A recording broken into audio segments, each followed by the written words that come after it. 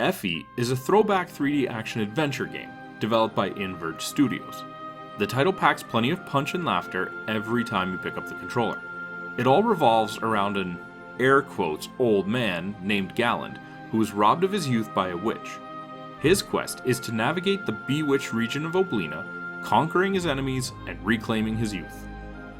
Run, jump, climb, glide, air surf, and smash your way through the ghosts and goblins that occupy this wondrous environment. Effie combines classic platforming action with an intuitive combat system and moderately difficult puzzle challenges. What's nice about this game is that the narrator, which is actually Galland speaking in third person, guides you throughout your journey. By his clever and comical direction, he provides simple cues to help you stay focused and on track. As such, there shouldn't be any difficulties seamlessly continuing the adventure if you have to take a break from the game for a while. The controls are simple and easy to perform. At no point did I forget which button or combination of buttons to press to complete the action I wish to accomplish. The combat system is that of a beat-em-up, so it really isn't difficult to figure out what to do when you're surrounded by enemies. Galland wields a magic shield which can be used to smash opponents, glide, and air surf around the various landscapes. Essentially, the more enemies you defeat and the more relics you collect, the quicker you'll level up, which is easy to monitor as there is a meter in the top left corner displaying your progress. It always felt rewarding to level up, especially if it occurred during a battle, as it would give a nice boost to wallop my way to victory. Effie's graphical presentation is detailed and colorful. The region of Oblina offers a unique visual for platformers. Environments are completely interactive and contain several challenging yet rewarding obstacles. For example, navigating the carefully placed hover-style elevator squares requires precise timing. This is where the double jump becomes very important. The game's cartoon-like visual presentation is appropriate for the tone of the game and pairs smoothly with the sound. Voiceovers are entertaining and lighthearted, which is refreshing for me. I really want to emphasize their importance. I enjoy reading, as it is a significant component of how I make my living. As such, I'm not a huge fan of spending too much time doing it when I'm gaming.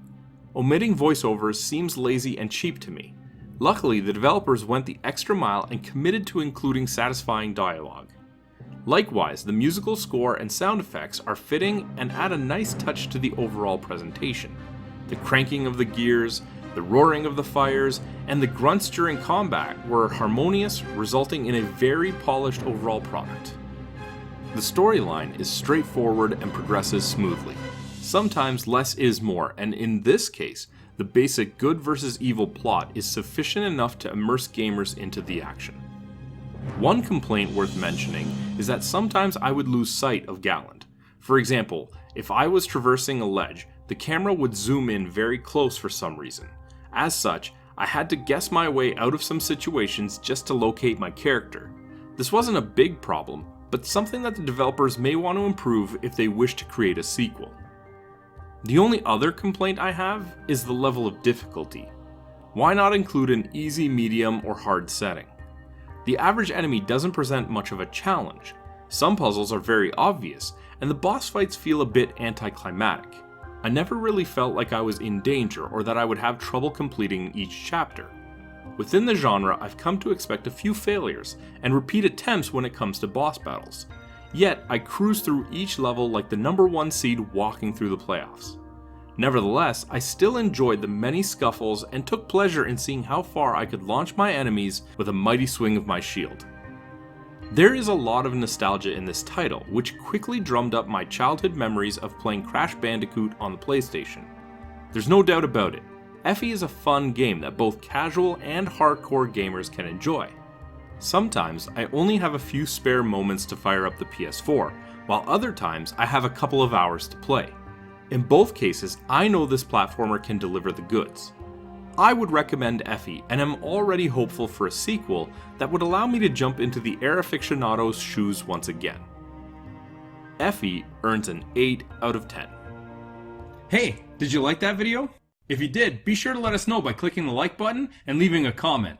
If you want to be first in line for any new content, be sure to subscribe to our channel and then hit up our Facebook page. The link's in the description below to see what's coming up next.